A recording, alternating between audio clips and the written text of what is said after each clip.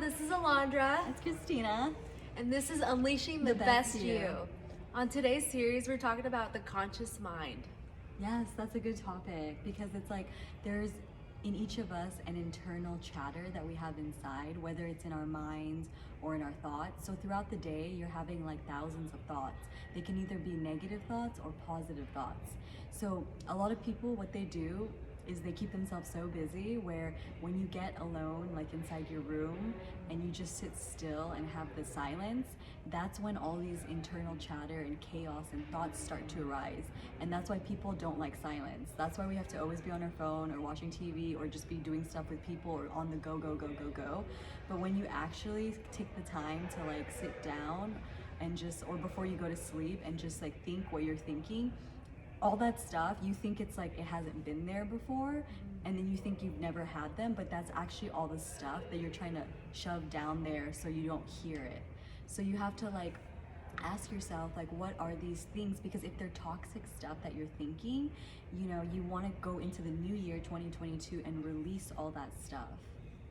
And being able to discern when it's happening and being very aware of yourself and being very aware of others around you as well, because once you program your subconscious mind, you'll habitually do things that you never thought that you're actually doing them, but you're doing them out of programming inside.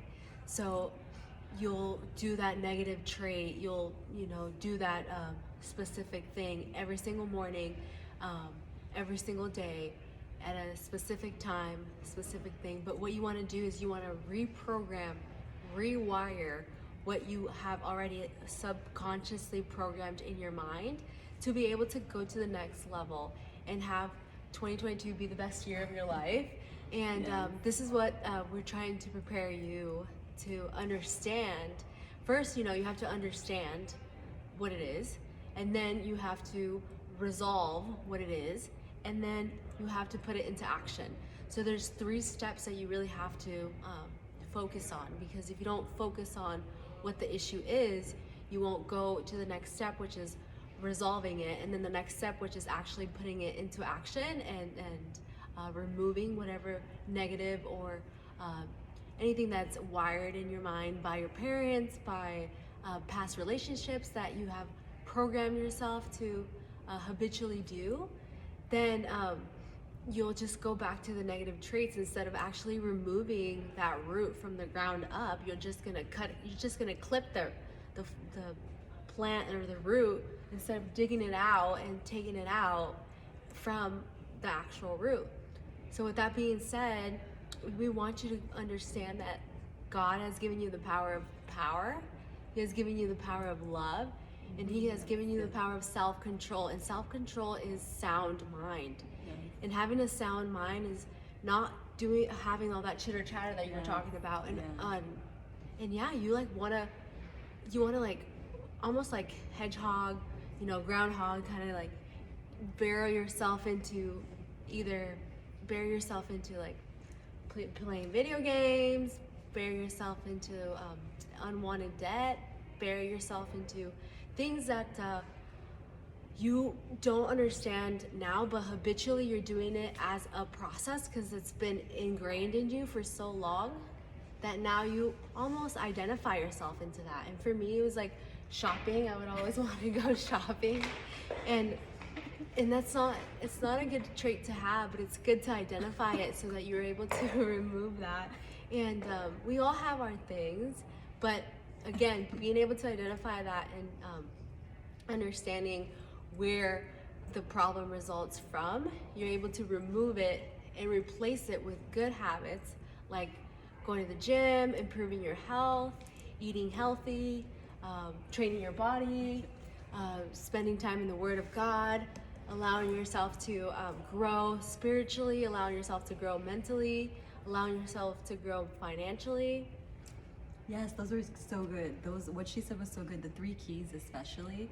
So for example, you have to be self-aware of what you're thinking and what you're internally believing, because most people, they could just be in denial, and we don't want to be in denial like, oh no, nothing's wrong with me, it's just everybody else. So it's like we can't control everybody else, but we can control our response and what we think. So like, for example, some people are not aware that you'll take a husband and wife, they're watching TV, and then the husband says to the wife, can you hand me the remote? And then the wife's like, are you calling me, you know, stupid or something? It's like the husband didn't say that, he's just asking her to like hand him the remote. But then, you know, and she's already thinking something like, you know, oh, I'm like stupid, why are you asking me to? So it's like A defensive mode, yeah, kind of. Oh it's wow, like a defense, wow, it's that's like a good. defense mechanism, because she's hearing something else, but he's saying he's just asking for the remote. He doesn't Right. think she's stupid or anything like that. So Wow. it all depends, because some people, when you talk to them, they're hearing different things than what you're actually saying, because words have different meanings to different people. So for example, I was talking, trying to help this one guy, because he was arguing with me about certain belief systems, and he was so angry and so hateful and mad. But you know, a soft word stirs away wrath and anger. So then after he calmed down, I was telling him, you know, we have to be in unity, and we, you know, we have to show love. And because I didn't know this man, I didn't know why he was being so like hateful, mean, and angry. But then it's because he's been hurt by a lot of things in life. That's why a lot of people lash out and get angry, Right. because they have a lot of fears and they've just been hurt. But then if you just, you know, speak softly to them, it's like you can have a conversation. And you know, because that internal chatter, it's not your fault or your problem. Right. It's like his fault and his problem. So it's like you don't have to deal with it, you know, you don't have to take it personally. When people start arguing with you, yelling at you, hating you, just don't take it personally, because they're dealing with issues that it's them. So it's not you personally, so you don't have to feel personally attacked. I also had another mentor who, when me and her were talking, I said to her, hey, I can help you with your media system. You know, she was like, she had her own, you know, nonprofit, you know, events. And then what she heard was, oh, Christina thinks you do the media so bad. Oh You know, wow, she doesn't wow. she doesn't feel loved. So but she had to, because she was a mentor and she's more wise, she had to, you know, calm herself and be like, no, God says I'm loved, Christina's my friend. This voice is not from, you know, God, because you're hearing two voices. It's like you're either hearing good or you're hearing evil. So you know, you would want to choose the good and be aware of that, because most people, they don't think they have any problems with themselves. They don't have this internal chaos, the toxic thing. They just say get over it. But when you, like what Alondra was saying, look at your habits. The reason why you say certain words and certain things, like a lot of people say hurtful words and spew out words because inside they're hurting. Right. And then, you know, that's why they say stuff like that. And then it's also destructive habits, like what you were saying, destructive behavior. So Right. there's a reason why people, you know, if we get impatient, if we get angry, annoyed, jealous, if we get hateful, mean, it's because there's stuff inside that's not resolved, and we need to go with the inner healing of that. And then so her second thing was just like to resolve it. How do you resolve Right. it? With like healthy relationships, you what you're reading, thinking, if it's like pure, if it's you know, if you're reading the word, it's like, for I know the plans I have for you, declares the Lord, plans to prosper you and not harm you, plans to give you a hope in a future. You are wanted, you're accepted, you're treasured, you're valuable.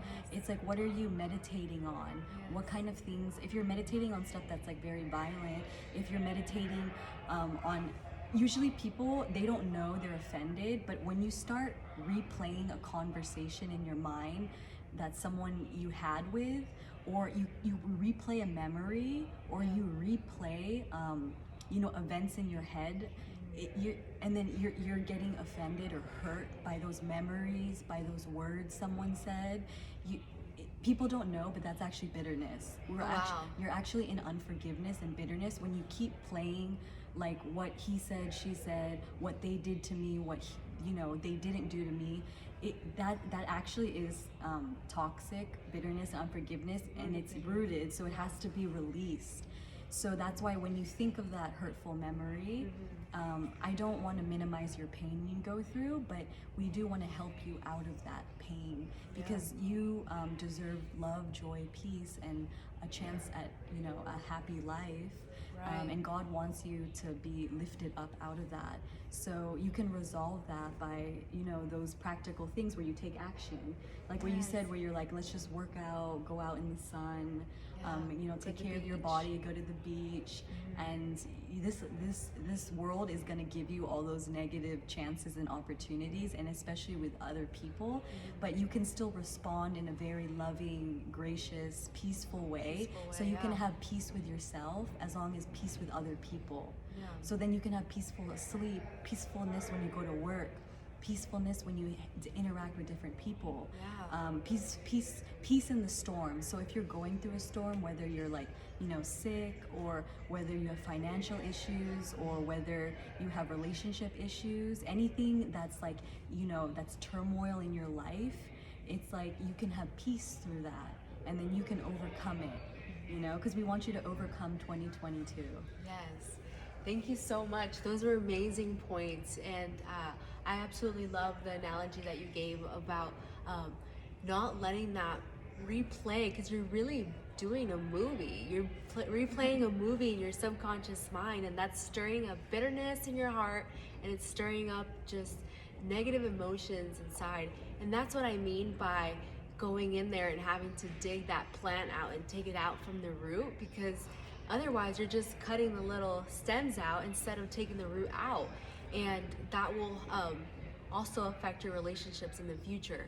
So thank you so much for sharing that. I'm so happy that we went through all the 3 points as well, and rewiring your subconscious mind in a godly fashion, and allowing us to move forward and making 2022 the best year of your life. Thank you again for watching. This is Unleashing the Best You.